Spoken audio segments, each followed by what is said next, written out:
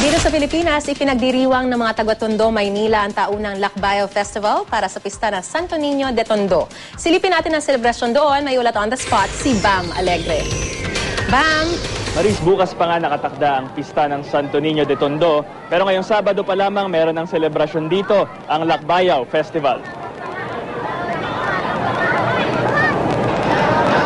Handang-handa na ngang sumayaw ang ilang deboto para sa Lakbayo Festival na magsisimula ngayong 1:00 ng hapon.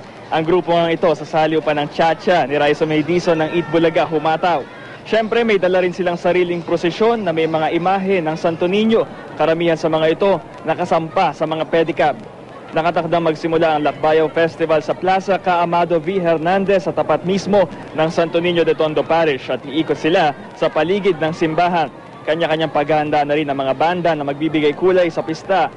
Nariyan din ang mga nagtitinda sa gilid ng simbahan mula pagkain hanggang sa mga panindang may kinalaman kay Santo Niño. May nakaposte na rin volunteer na mga bombero sa gilid ng simbahan habang ang mga pulis naman hinahanda na rin ang seguridad ng lugar para sa Lakbayo Festival. Sa katunayan, ikinasa na nila ang Oplan Fiesta 2030. Yung mga tricycle na paikot-ikot, pag wala naman, pinaalis na natin.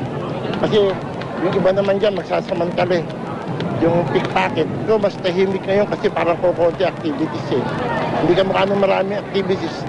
Masaya pero magulo. Maris, patuloy ang misa ngayon dito sa Santo Niño de Tondo Parish sa ating likuran. At parami na rin ang ating mga deboto na dala ang kanilang mga prosesyon na nakasampa nga sa mga pedicab. Pero paalala natin sa ating ilang mga kababayan, hindi na sana isama ang mga pasaway na aktibidades sa pagsasaya. Lalo na yung ilan na nakita natin, nagpapaputok na mga kwiti sa harap mismo ng mga kapwa deboto nila. Maris? Maraming salamat, Bam Alegre.